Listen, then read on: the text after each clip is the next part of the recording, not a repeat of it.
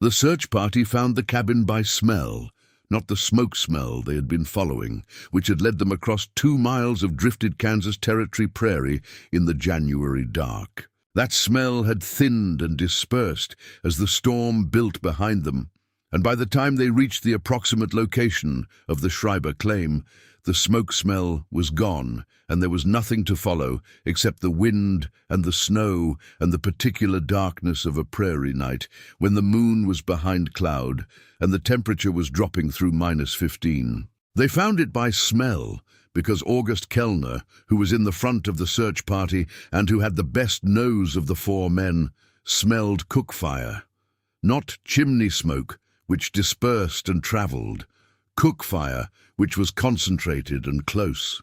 He stopped walking and made the signal that meant stop, and the 3 men behind him stopped, and they stood in the dark and the wind and the cold, and August turned his face slowly from left to right. He pointed southeast. They went southeast and found the cabin in 30 more steps. The cabin was there, which was the relief.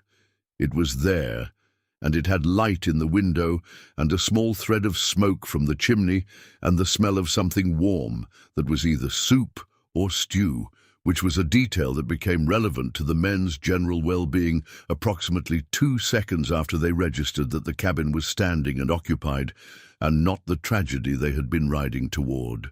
They had been riding toward a tragedy because Mina Schreiber had been alone on the claim since September, and the storm that arrived on January 9th was the worst storm the settlement had seen since 1851, and the settlement had been discussing Mina Schreiber's situation since September, with the specific quality of concern that communities reserved for people whose decisions they did not understand, and whose well-being they therefore worried about. The decision they did not understand was the cabin door.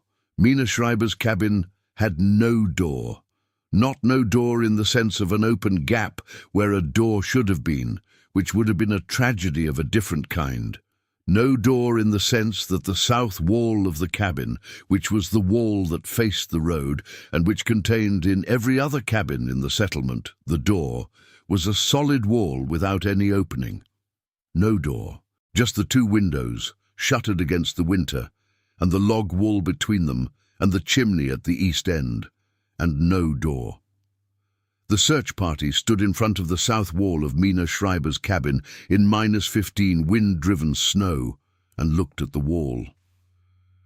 August Kellner knocked on the wall, which was the right instinct but the wrong wall. Inside the cabin, Mina Schreiber heard the knocking and went to the tunnel. The tunnel was not visible from the south.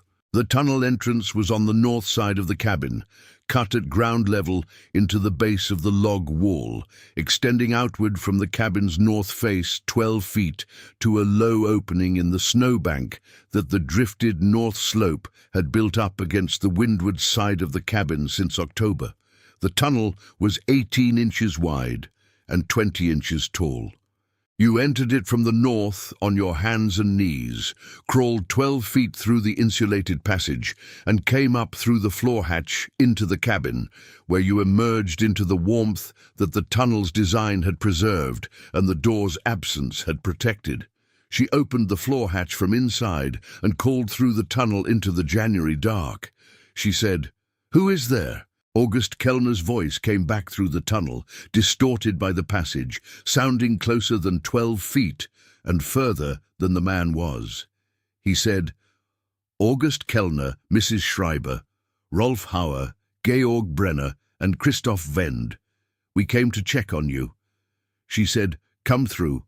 Come one at a time." She heard the sound of a man getting down on his hands and knees, and then the shuffling sound of a large man working his way through a tunnel that was not designed for large men, which August Kellner undeniably was, and after approximately 90 seconds of shuffling and one sharp sound that was probably his head on the tunnel ceiling, he came up through the floor hatch into the warmth of her cabin. He stood up and looked around. The cabin was 63 degrees. It was -15 outside, and the storm was still building, and the cabin was 63 degrees, which was the temperature of a well-managed home in a mild autumn rather than the temperature of a prairie cabin in the worst storm in 12 years. He had expected to find a cold cabin and a woman in distress, which was the scenario the search party had been constructed to address. He had found a warm cabin and a woman who had been cooking soup, and who was now watching him with the expression of someone who had been expecting a visitor, but had expected them to come through the door, which she did not have, rather than through the floor. She said, "Come, get warm. The others can come through." The others. He went to the stove, which was burning with the particular self-satisfied competence of a stove that had not been fighting drafts all night, and stood beside it and waited for the other 3 men to come through the tunnel one at a time, each one arriving at the top of the floor hatch with approximately the same expression August had arrived with, which was the expression of a man who had been outside in -15 and had arrived suddenly in 63 degrees and was adjusting to the information that both temperatures could exist on the same property at the same time. Christoph Wend, who was the last through and who was the settlement's most systematic thinker, closed the floor hatch after him and stood on it for a moment and looked at the ceiling and then at the walls and then at the floor and then at Mina. He said, "There is no draft in here." She said no. He said none. She said no.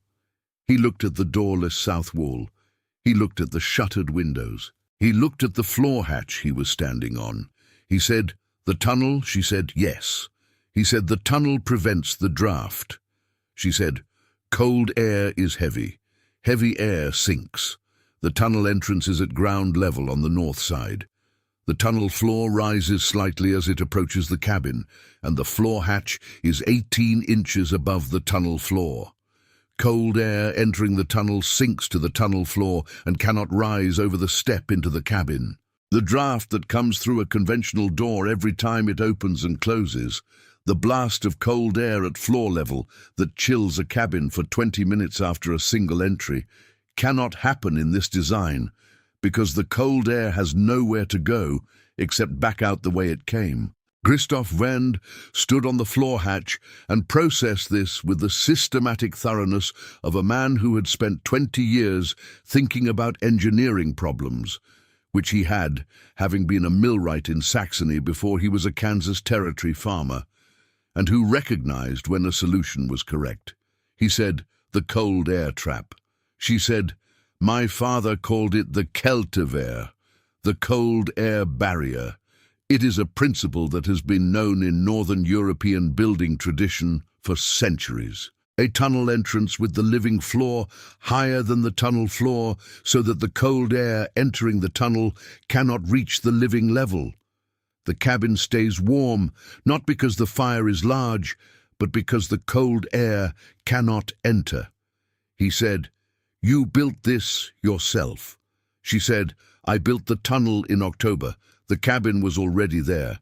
I added the tunnel entrance and the floor hatch. Gerhard built the cabin before he died, and I modified it." The 4 men ate soup and sat beside the stove and looked at the walls and the floor and the absent door and the floor hatch. They had come to check on a widow woman they thought was in danger. They had found a cabin warmer than any of their own. This is the story of how Mina Schreiber, a 43-year-old German immigrant woman alone on a Kansas Territory claim in the winter of 1858, modified her dead husband's cabin by removing its conventional door and replacing it with a tunnel entrance cut into the north wall at ground level, and how that modification produced a cabin that held 63 degrees on the worst January night the settlement had seen in 12 years, while every other building in the Kalksburg settlement spent the same night losing heat through the draft that came under every door and around every frame, in every conventional cabin that faced its entry wall toward the prevailing south wind. Mina had come from the Rhineland in 1847 with her husband Gerhard, who was a cabinet maker turned farmer, with the particular precision of a cabinet maker applied to fields and buildings. a man who built the Kalksburg cabin, tighter than any other cabin in the settlement. Its logs fitted with the care of a man who had spent his professional life making furniture that did not sway or rattle or let through air where air was not intended. Gerhard had died in September of 1858 of the same fever that had moved through the settlement that summer and had taken 4 people, 2 of them healthy men in their 40s, which was the specific injustice of fever that observed no fairness in its accounting. He had died in 3 weeks, from the first symptom to the burial, and Mina had spent the month of October in the particular state of widowhood that was neither grief nor functioning, but both at once. Managing the farm, because the farm required managing, and grieving, because Gerhard required grieving, and doing both poorly at the levels that each required. She had spent October deciding whether to send for her brother in Ohio or to spend the winter alone on the claim, and she had decided alone because the claim was hers, and the decision to leave it through the winter was the first in a series of decisions that would not end until the claim was gone, and the claim was not going to be gone. She had spent October also thinking about the winter. She was a practical woman, and thinking about the winter was unavoidable. The winter would arrive, regardless of what she was thinking about, and it would require heat and wood and food and the management of the 2 cows and the 4 pigs and the chickens, and she had heat and wood and food and the management knowledge, and she would be alone with all of them from November through April. The thing she was thinking about that was not about the practical requirements was the draft. Gerhard had built a tight cabin, the tightest in the settlement, and even Gerhard's tight cabin had the draft problem that all the settlement's cabins had, which was the draft that came through the door. Not through the walls, which Gerhard had chinked with the careful attention of a cabinet maker and which held well. Not through the windows, which Gerhard had glazed with the oiled cloth that was better than most settlement windows. Through the door. The door opened into the prevailing south wind. The Kansas Territory prevailing wind was from the south in summer and from the north in winter, swinging with the season, and a cabin that faced its main door into the prevailing wind faced it directly into the winter drafts that the door could not quite contain.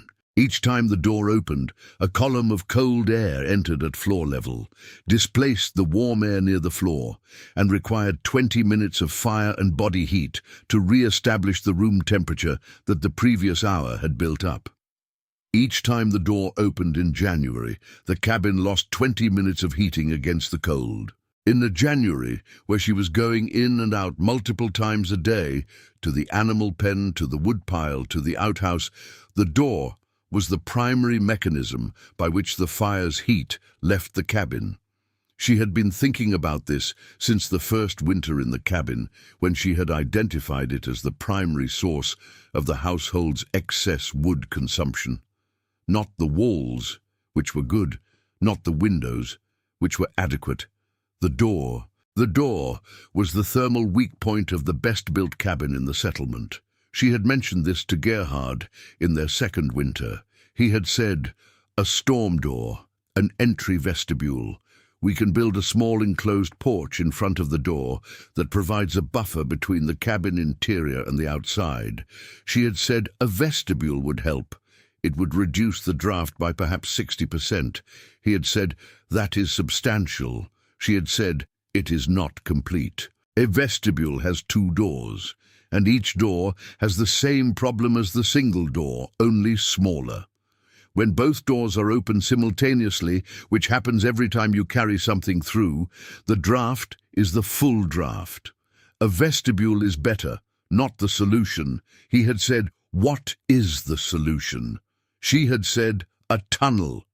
He had looked at her. She had said, "My grandfather built farmhouses in the Eifel Mountains, in the Rhineland. The winters in the Eifel are wet and cold, and the wind comes from the west and does not stop. The farmhouses he built had tunnel entrances." You entered the house from the side wall, through a passage that was lower than the floor, and that turned 90 degrees before it reached the living space. Cold air entering the passage could not reach the floor of the living space because the floor was raised above the passage level. The turn in the passage prevented direct wind pressure from entering the living space. The tunnel was unheated and served as a cold space for cold storage, outdoor boots and coats, food that needed to be kept cool. He had said, "We do not have that kind of stone construction." She had said, "We have log construction. The principle works in log construction." The tunnel can be earth-walled, below grade, entering from the north side, where the prevailing winter wind comes from, with the opening on the leeward side of the cabin. He had said, "Below grade on the north side." She had said, "Below grade means the snow drifts over the entrance in winter, which insulates it. The north side means the prevailing winter wind passes over the tunnel entrance rather than blowing into it. The opening is sheltered by the drift." He had looked at the cabin and thought for a while. He had said, "I built this cabin with the door on the south. The south door is the convention." She had said, "The south door is the convention for summer access, when the south wind is warm and the prevailing breeze is pleasant through the door. The south door is the convention for the season, when it does not matter.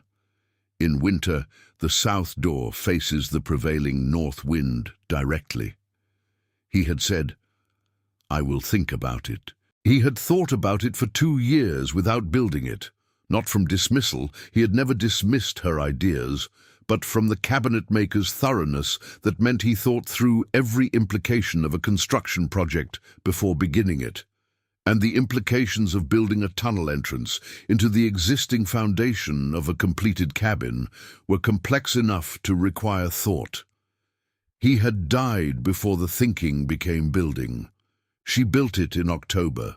She had the design in her head, from her grandfather's description and from 2 years of thinking about how to apply the principle to Gerhard's log cabin, and she had the materials from the creek bottom timber and from the lumber she had been saving for the spring improvements that Gerhard had been planning before the fever. The cabin's north wall was the shaded wall, the wall against which the winter wind piled its drifts, the wall that had never contained a window or a door because it faced away from the road and away from the south light. The north wall was the wall she cut into. She chose the entry point carefully, setting it at the west end of the north wall rather than the center, for the same reason her grandfather had turned his tunnel passage 90 degrees. The wind that would press against a centered entrance would be slightly deflected by a corner-positioned one. The west end of the north wall was in the shelter of the cabin's mass when the wind came from the northwest, which it did in the worst Kansas winter storms. She cut the wall opening at ground level.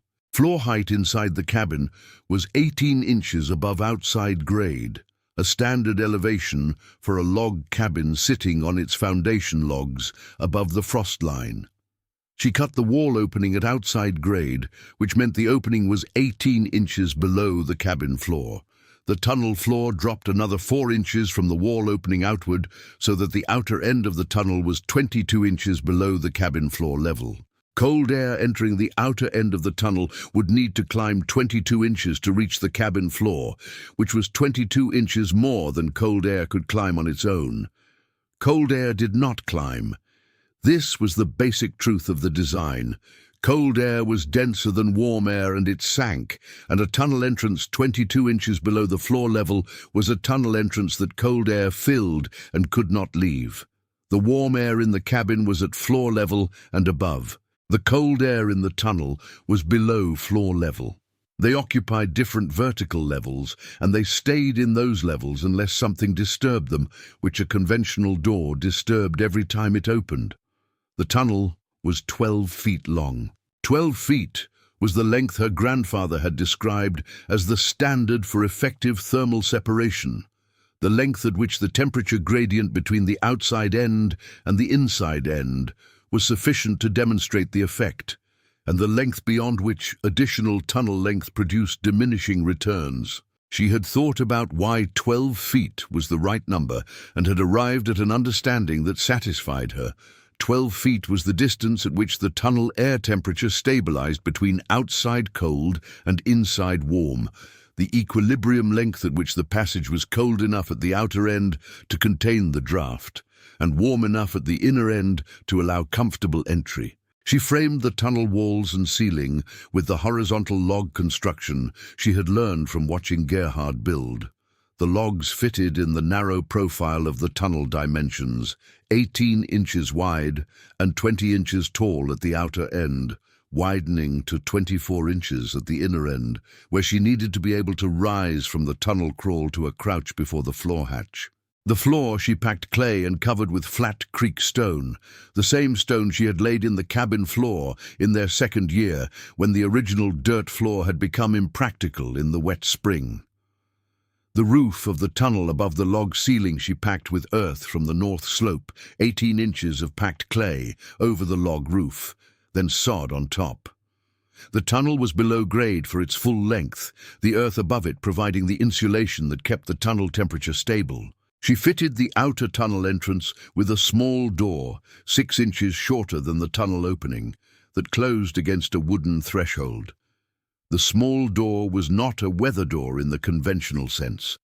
It was a windbreak, a piece of wood that prevented direct wind entry into the tunnel on the days when the north wind blew at the 45-degree angle that would put it into the tunnel mouth. On most days, when the wind was not at that exact angle, the door was propped open and the tunnel breathed. The floor hatch inside the cabin she built from the best lumber she had, the clean-grained oak from Gerhard's cabinetry supply that he had been saving for the table he had been planning in the spring. She planed the boards smooth and fitted them to the hatch frame with the care she had learned from watching Gerhard plane and fit, and the hatch closed flush with the cabin floor and sealed at its edges with the wool-felt weather stripping she'd been using to seal the window frames. She spent the second week of October testing the design. She entered and exited through the tunnel 20 times in 2 days, recording the cabin temperature before and after each entry. With the conventional door, a single entry in moderate fall cold produced a measurable temperature drop that required 12 to 18 minutes to recover. With the tunnel entrance, she could find no measurable temperature drop from the entry. She checked this 4 times. On the 4th check, she sat inside the cabin with the thermometer in her hand and watched the mercury while she opened the floor hatch, descended into the tunnel, closed the hatch, opened the outer door, exited, re-entered, climbed back up through the hatch, and closed the hatch above her.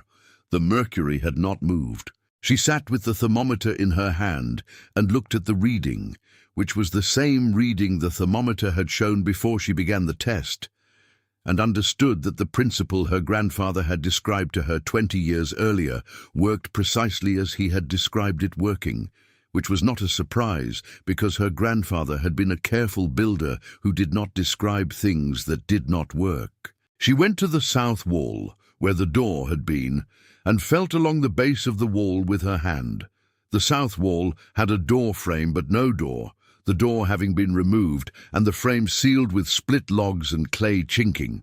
The former door frame was the most tightly sealed section of the south wall, overfitted with the careful work of a woman who understood that the south wall was now the weather face of the cabin and needed to be as tight as the north wall and the east and west walls. She ran her hand along the base of the sealed door frame. No draft. She ran her hand along the base of the window frames, which were the next most likely draft sources. The west window had a small draft at its lower right corner, which she noted in the household ledger and addressed the following morning with additional felt weather stripping pressed into the corner gap. No other draft. She stood in the center of the cabin, with her hand held flat at knee height and rotated slowly. Nothing. Still air. The air at knee height, the level where cold drafts expressed themselves, was still.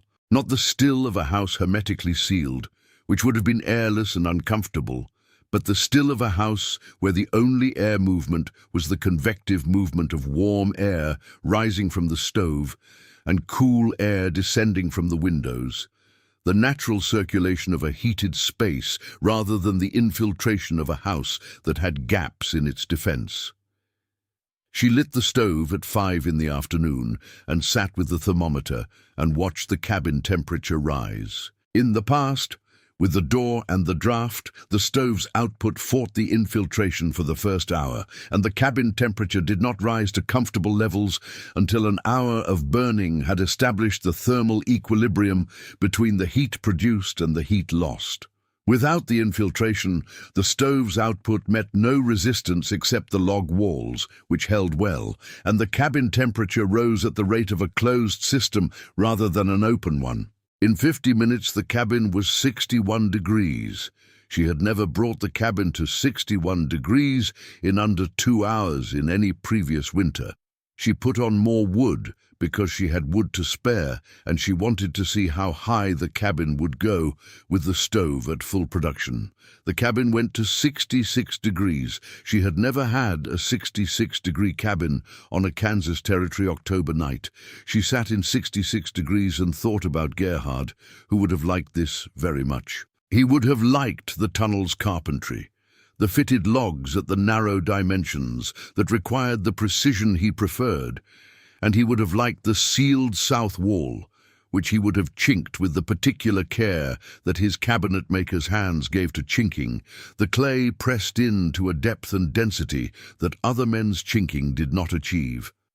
He would have liked the floor hatch, the planed oak boards fitted flush, the felt seal. He would not have liked that she had done it without him, and then he would have decided that he was glad she had done it, which was the order in which Gerhard moved through things he had not expected. First, the recognition of the thing not done together, and then the accommodation to the fact of its being done, and then the appreciation of the thing itself. She had built what he had been thinking about. The settlement found out about the tunnel in October, which was unavoidable because the settlement saw her carrying logs and earth to the north side of the cabin and saw the fresh-turned soil of the tunnel excavation and had questions. The questions were answered in the way frontier questions were answered, through the observation network of neighbors who did not ask directly but watched and discussed with other neighbors and arrived at a collective understanding that was sometimes accurate and sometimes not. The collective understanding of the Kalksburg settlement regarding the Schreiber tunnel was not accurate. What was understood was that Mina Schreiber had removed the door from her cabin and replaced it with a hole in the north wall that you had to crawl through on your hands and knees. The reasons for this were attributed variously to grief, to some German regional building tradition that did not translate well to Kansas Territory conditions, and to the practical difficulty of managing a standard door alone, which was an explanation that had the merit of addressing a real problem while missing the actual solution entirely. Frieda Kellner, who was August's wife and who was the settlement's most connected information node, told her husband in November that she was worried about Mina Schreiber and the tunnel, and August had ridden by the Schreiber claim twice in November to look at the north side, and had seen the tunnel entrance without understanding it, and had come home and told Frieda that it seemed stable and that the cabin was standing and there was smoke from the chimney. He had said, "The entrance is on the north side. You go in through the north." Frieda had said, "Why the north?" He had said, "I don't know. She took the door off the south. She put a tunnel in the north." Frieda had said, "That can't be warm." August had said, "The cabin has smoke coming from it, so she's managing." The settlement had managed its concern through the autumn by concluding that Mina was managing, which was different from concluding that she was making correct decisions, but was sufficient to prevent the organized intervention that the settlement sometimes undertook with its most vulnerable members. The January storm changed the assessment.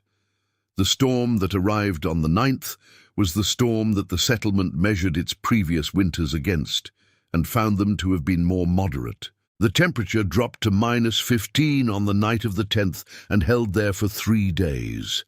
The wind reached a sustained velocity that the settlement did not have a name for because it had not measured sustained wind before and had only the evidence of what it moved and broke to go by. It moved a significant section of the Hauer family's woodpile and broke a window at the Brenner store. On the morning of the 11th, after the second night at -15, August Kellner organized the search party. He said at the Brenner store, "Mina Schreiber is alone in that cabin with a tunnel for an entrance and a door that is gone, and we need to check on her." Rolf Hauer said, "The door is gone since October." August said, "The door is gone, and there is a storm that will kill a person who is not properly sheltered." Georg Brenner said, "I will come." Christoph Wend said, "I will come. I want to see the tunnel." This last comment was noted as slightly irrelevant to the urgent situation, which it was and was not, because Christoph Wend had been thinking about the tunnel since October with the systematic interest of a millwright who recognized that a woman removing her door and building a tunnel entrance in October was not doing it randomly. The four men reached the Schreiber claim at 10 in the evening of January 11th and found the cabin by the smell of cook fire, and came around to the north face and found the tunnel entrance in the snowdrift that had built up against the north wall. And August knocked on the wall, and Mina's voice came through the tunnel, and they went in one at a time on their hands and knees and came up into 63 degrees. The soup was bean and pork. There was bread. Mina had been baking that afternoon, which was the activity that had produced the cook fire smell that August's nose had found at 30 yards in -15 wind-driven snow. They ate. They warmed. They asked their questions.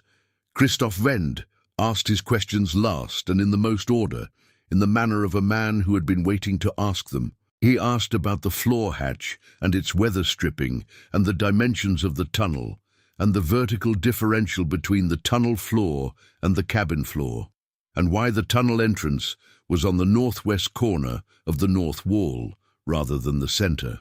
She answered each question fully, in the same manner she had explained it in the abstract on the morning when she first went to the Kellner cabin in November and described the tunnel to Frieda Kellner, and had been told that it sounded cold, which was the conversation that had not changed anything, and which she had expected would not change anything, because descriptions of physical principles were less persuasive than the physical principles demonstrating themselves. Christoph said, "The vertical differential. You said 22 inches. She said 18 inches from outside grade to cabin floor, plus 4 inches of tunnel floor slope over 12 feet. Yes."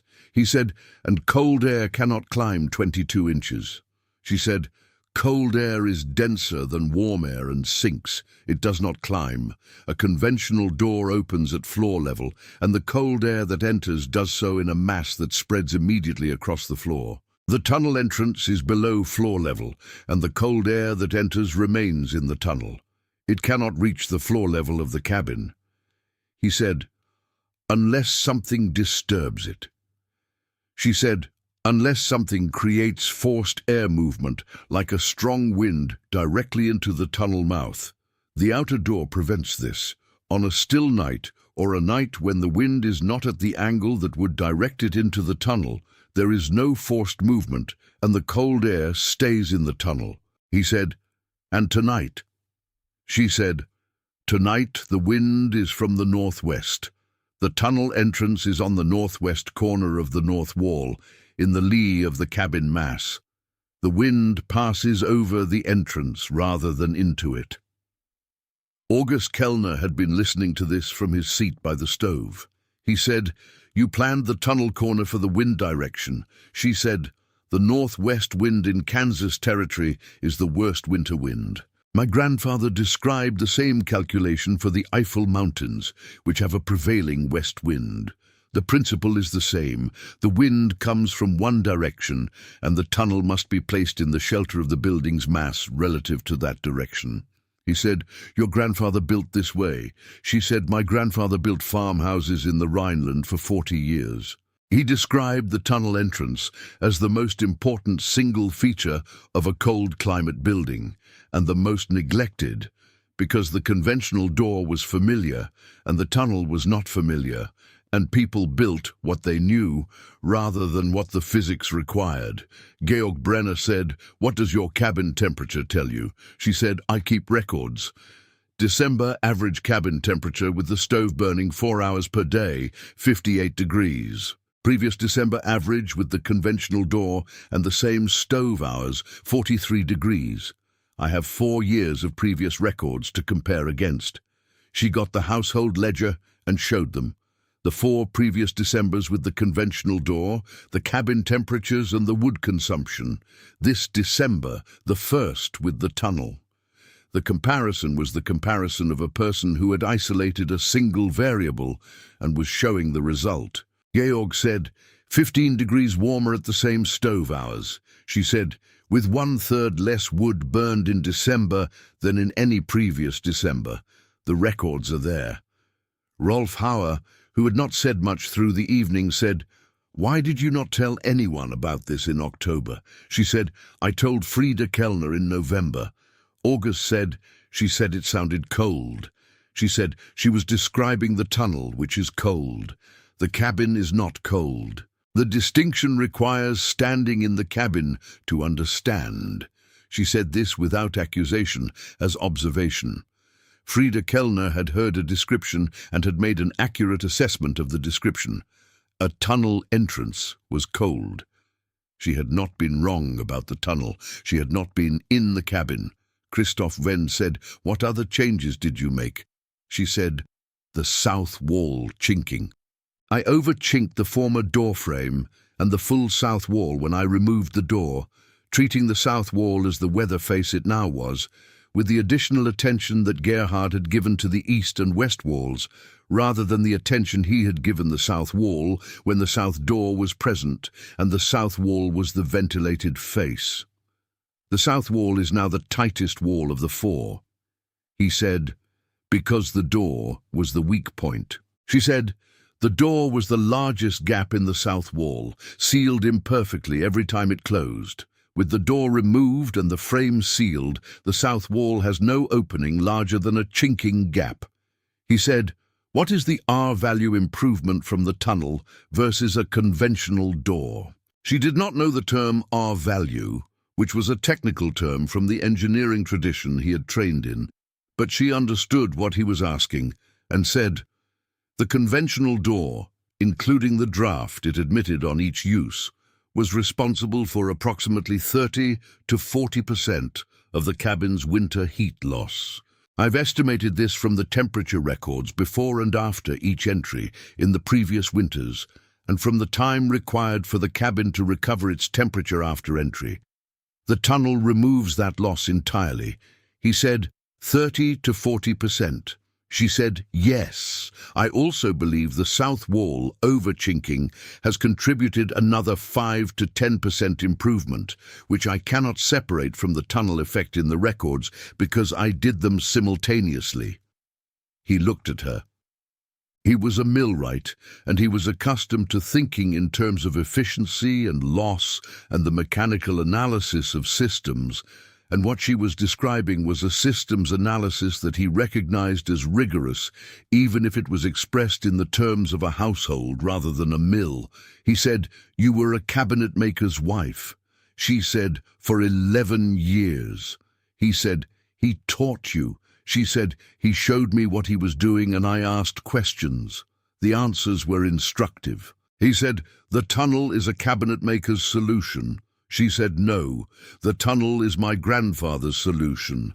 Gerhard taught me to ask good questions about construction. My grandfather gave me the answer to this particular question. He said, your grandfather, and you built it alone in October. She said, yes. He said, after your husband died in September. She said, yes. He was quiet for a moment. Then he said, I have been building in Kansas Territory for 6 years. I've built 4 cabins, and I've thought about the door problem in every one of them. I addressed it with a storm door vestibule on the Kellner cabin in 1855, and with a dogleg entry on the Hauer barn in 1857. The tunnel is a better solution than either. She said, the storm door vestibule reduces the draft, it does not eliminate it. He said, you understand the difference. She said, The difference is 30 to 40% of winter heat loss. He said, yes. He said nothing for a moment. Then he said, may I bring a measuring cord on Saturday and record the tunnel dimensions? She said, come on Saturday, come through the front door. He looked at the sealed south wall. She said, through the tunnel. I have started calling it the front door. It is the door. The south wall is a wall. He came on Saturday with the measuring cord and spent 2 hours in the tunnel and the cabin recording dimensions and sketching the details of the hatch construction and the outer door placement and the tunnel floor slope and the vertical differential calculation. He brought his wife, Clara, who had grown up in Saxony and who knew what an Eiffel farmhouse tunnel entrance was, and who told Mina that her grandmother had described the same design. Clara said, my grandmother called it the wind kammer, the wind chamber. The cold air fills the chamber and stays there. Mina said, my grandfather called it the Keltewehr, cold barrier. Clara said, the same thing with different names. Mina said, the same thing. The German building tradition had this for a long time. We left it behind when we came to Kansas Territory, because we brought what we knew how to build, and we built what everyone else was building. Clara said, until you didn't. Mina said, until I didn't. Clara Wend was one of the settlement's most organized women, which was a trait she shared with Christoph and which was part of why their marriage worked well. And she organized the thing that needed organizing, which was a visit to the Schreiber cabin in February when the worst of the winter had passed and the settlement could travel again. She said at the January sewing circle, which was held at Frieda Kellner's cabin and was attended by 8 women, I want everyone to come to Mina Schreiber's cabin in February and go through the tunnel and feel the temperature. Frieda Kellner said, come through the tunnel. Clara said, yes. You come through the tunnel and you stand in the cabin and you understand what the tunnel does. The tunnel is cold. The cabin is not cold. You cannot understand the difference from a description. Frieda said, I told Mina in November that it sounded cold. Clara said the tunnel is cold. The cabin is 63 degrees when it is -15 outside. You did not describe that in November. Frieda said, she didn't tell me that part. Mina, who was present at the sewing circle because the sewing circle met on Thursdays, and she came to the sewing circle because she had been coming to the sewing circle for 6 years, and a tunnel entrance was not a reason to stop, said, I did not have the records ready in November. The December records were not ready until January. Frieda said, what records? She told them about the records. She brought the household ledger to the February visit and showed the 5 winter comparisons, the 4 with the conventional door and the 1 with the tunnel, and the numbers spoke the specific language that numbers spoke, which was plainer and more convincing than any language she could have used in description. 8 women came to the February visit, all 8 from the January sewing circle. They came through the tunnel, each one on her hands and knees, through the 12 feet of insulated passage, each one arriving at the top of the floor hatch into the warmth of the cabin. The last to come through was Frieda Kellner, who was the largest of the 8 and who had some difficulty with the ceiling at the inner end of the tunnel, and who came up through the hatch with her hair disordered and her expression the expression of a woman who had been in an uncomfortable place and had arrived in a comfortable one. She stood up and pushed her hair back and looked at the cabin temperature. The thermometer on the wall read 59 degrees. It was 12 degrees outside. She said, it is 59 degrees in here. Mina said, it is 59 degrees, yes. Frieda said, in January, it was -15 outside and it was 63 in here. Mina said, yes. Frieda said, when I told you it sounded cold. Mina said, you were describing the tunnel. The tunnel is cold. The windkammer is supposed to be cold. It holds the cold there so the cabin does not have to. Frieda sat down at the table where the household ledger was open and looked at the temperature comparison columns for a long time. She said, 1/3 less wood in December. Mina said, 1/3 less in December. I expect February to show 40% less than the previous February. Frida said, with 1/3 less wood and 15 more degrees. Mina said, yes. Frida said, and we told you in October that it sounded impractical. Mina said, you told me it sounded cold. Frida said, I told August it was impractical. He told me there was smoke from the chimney. We concluded you were managing. Mina said, I was managing. I am always managing. The tunnel made the managing more efficient. Frida said, why did you not come to us and explain this more clearly in October? Mina said, I tried to describe the tunnel to you in November, and you assessed the tunnel, which is cold and cramped and requires crawling, and found it to be impractical. A description of a physical principle is not the same as the principle. I built the principle, and I waited. Frida said, for January. Mina said, for a January cold enough to make the comparison visible. Frida looked at the thermometer. 12 outside. 59 inside, 1/3 less wood than the previous year. She said, I would like to build a tunnel at the Kellner cabin this summer. Mina said, the Kellner cabin is set with its door on the south, which is the standard. The tunnel entrance will need to be on the northwest, same as mine, at the corner sheltered by the cabin mass from the prevailing winter wind. The Kellner site has a shallower slope than mine, which means you will need to create the floor differential by dropping the tunnel floor rather than relying on grade. I can walk your claim with a measuring cord in the spring. Frida said, you already know my site. Mina said, I have looked at everyone's site from the road since November. I was thinking about the tunnels. Frida looked at her. Mina said, there are 8 families in this settlement with conventional south-facing doors. 6 of them have sites that allow the northwest tunnel approach with adequate shelter from the cabin mass. 2 are on flat ground without the natural slope to create the differential. And for those 2, the tunnel floor must be cut more aggressively, which is more excavation but achievable. Frida said, you have thought about 8 other cabins. Mina said, I have been alone since September, and I have had time to think. She said this plainly, without the edge that the statement might have had, and that Frida heard beneath it anyway, because Frida was the woman who had told her husband in October that Mina was managing, and managing was not the same as being thought of, and Frida knew the difference. She said, walk my claim in the spring. Mina said, I will. The spring visits happened in April, when the ground thawed enough to assess the site conditions for tunnel excavation. Mina walked 7 of the 8 claims. The 8th family had moved to Missouri in March. And for each claim, she specified the tunnel position, the floor differential, the orientation relative to the prevailing wind, and the approximate excavation volume.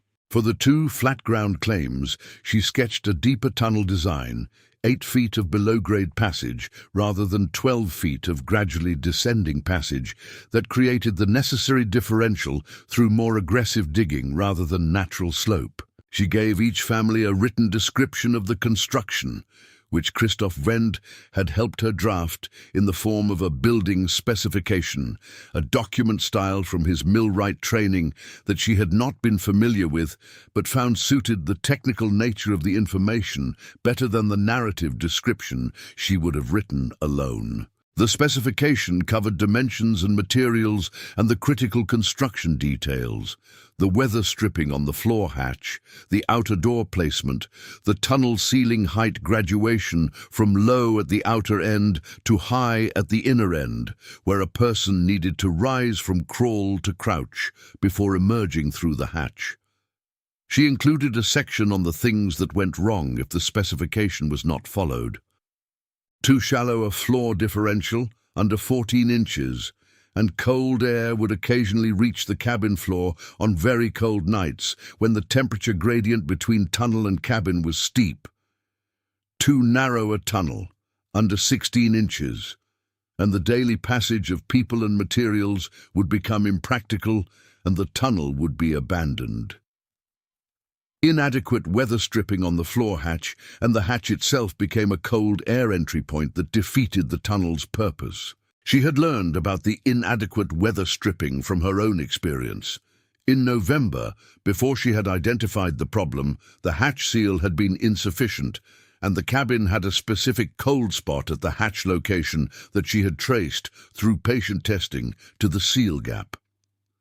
Sealing the hatch properly had been a 2-hour job that had immediately produced a measurable improvement in the cabin's temperature stability. She put this in the specification because it was the kind of thing that would defeat a tunnel built by someone who had not encountered the problem and had not known to anticipate it. The Kalksburg settlement built 5 tunnels in the summer and fall of 1858, and 3 more in the summer of 1859. By the winter of 1859 to 1860, 8 of the 9 remaining Kalksburg families had tunnel entrances and no conventional south-facing doors. The 9th family, the Hauer family, built their tunnel in the summer of 1860, having waited to observe the results in their neighbors' cabins through the winter of 1859 before committing to the excavation. Rolf Hauer had watched carefully and in December of 1859 had asked August Kellner a specific question about his cabin's temperature performance, which August answered with the household ledger comparison he had been keeping since the tunnel went in. August said, 41% reduction in December wood consumption, 18-degree improvement in average December cabin temperature. Rolf said, from the tunnel alone. August said, from the tunnel and from the south wall, re-chinking that Mina recommended when I sealed the door frame. Rolf said, she recommended re-chinking. August said, she said the south wall in a standard cabin is the least tight wall because the door is already there and any remaining gaps are tolerated as necessary ventilation from the entry. When you remove the door and seal the frame, you reconsider the whole south wall as the weather face and reclink it to the standard of the other 3 walls. Rolf said, I will build the tunnel in the spring. August said, Mina will walk your claim in April.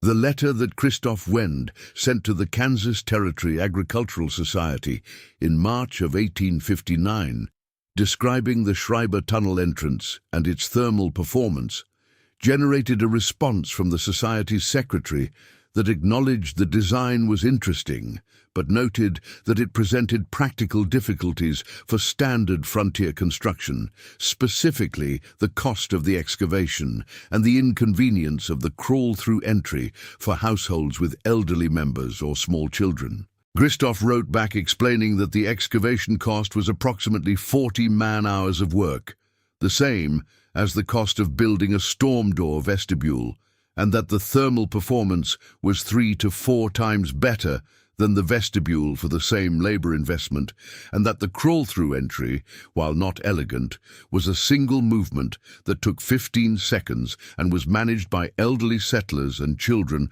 across the Kalksburg settlement without difficulty. He did not hear back from the Society's secretary. He wrote to 2 colleagues from his Saxony millwright training. One expressed skepticism. The other wrote back 6 months later, saying he had built a tunnel entrance on his Kansas claim, and his December cabin temperature was 18 degrees warmer with 1/3 less wood. Mina read this letter when Christoph showed it to her and said, he says 1/3 less wood. Christoph said, the same as yours in the 1st December. She said, the same as mine. His site conditions are different, his orientation is different, the result is the same.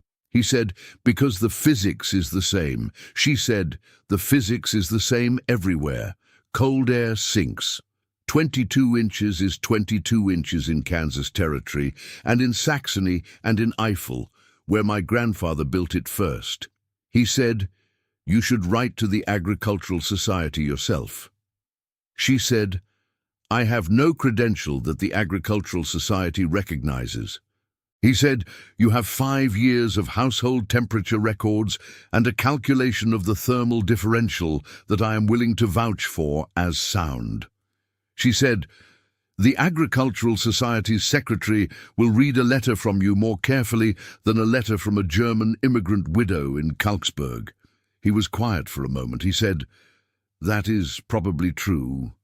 She said, "Write the letter again. Sign it from both of us. Your name first." He said, "Your name should be first. It is your design." She said, "It is my grandfather's design. I have the records. Your credential makes the records legible to the people who keep them." He wrote the letter with both names. The Agricultural Society published a summary of the tunnel entrance design in its 1860 proceedings, credited to C. Wend and M. Schreiber of Kalksburg, Kansas Territory, with a note that the design was reported to reduce winter wood consumption by 30 to 40%, while improving interior temperatures by 15 to 20 degrees. The proceedings were distributed across 3 territories. Mina did not know how many tunnel entrances were built. She knew about the 9 in Kalksburg and the one in her colleague's letter. She thought the number was higher than she knew, because the physics was the physics, and people who found something that reduced their wood consumption by 1/3 in January tended to tell their neighbors. She stayed on the Kalksburg claim through 1871, when her son Matthias came from Ohio and took over the farm, and she left the claim to live with her daughter in St. Louis. And she left the household ledger on the shelf above the stove because the ledger belonged to the cabin rather than to her. The cabin's tunnel entrance was maintained by Matthias and by the family that bought the claim from him in 1879, and by 2 subsequent families through the turn of the century, each family maintaining the tunnel and the floor hatch, weather stripping, and the outer door on the northwest corner as Mina had specified them, because the tunnel worked and the working was its own argument for maintenance. The last family to use the tunnel did so through the winter of 1921, when the farmhouse was renovated and a conventional door was installed in the south wall, in the place where Gerhard Schubert's original door had been. The renovating carpenter noted in his work diary that the south wall where the door went in was the tightest section of wall he had ever worked, the chinking dense and deep, and the log joints close-fitted to a degree he had not seen in other buildings of the same age. He wrote, "Whoever chinked this wall knew what they were doing. He did not know who had chinked it, or why it was done with particular care, or that the care had been applied to a wall that was supposed to be the cabin's weather face, rather than its ventilated front entry, or that the woman who had applied that care had been alone in October with cold coming, and had worked through a design that her grandfather had described to her 20 years before, and that the Kansas Territory Agricultural Society had eventually published, and that the 40 man-hours of excavation and the sealing of the south wall and the oak floor hatch and the felt weather stripping had been done by a person who had thought about a physical principle until she understood it completely, and then had built the understanding into a cabin that held 63 degrees on the worst January night in 12 years. The carpenter knew none of this. He knew the south wall was tight. It was tight because it had been built to be tight, because everything that mattered had been built to be what it needed to be. The wall, the tunnel, the hatch, the seal, the differential of 22 inches between the cold air in the passage and the warm air in the cabin above it. 22 inches. Cold air cannot climb 22 inches. The physics was simple, and the physics was always correct, and the physics was what held the temperature in the cabin while the worst storm in 12 years did its work outside. The tunnel held the cold. The cabin held the warmth. That was what she had built. If this story changed how you think about what a door actually costs you in winter, and what it means to solve a problem that everyone has by going back to a principle that most people have forgotten, hit that like button now and subscribe to this channel. Drop a comment below telling me where you are watching from. And I want to know this: have you ever removed something from a building or a system that everyone assumed was necessary and found that removing it made everything better? That is this story. Leave your answer below. I read every single comment. The Kalksburg settlement's last tunnel entrance was filled in the renovation of 1921, when the south door was reinstalled and the conventional design was restored. The renovating family found the oak floor hatch in the cabin floor and removed it and put it in the barn, where it was used as a feed room door until the barn was torn down in 1952. The hatch was planed oak, smooth and fitted, the corners square to the tolerances of a cabinet maker's workshop. It had been made from the best lumber Mina had, from Gerhard's oak supply, from the wood he had been saving for the table he did not live to build. She built it for the tunnel. She planed it herself, and fitted it herself, and put the wool-felt seal around its edges herself in October of 1858, after Gerhard died, and it held its seal for 63 years.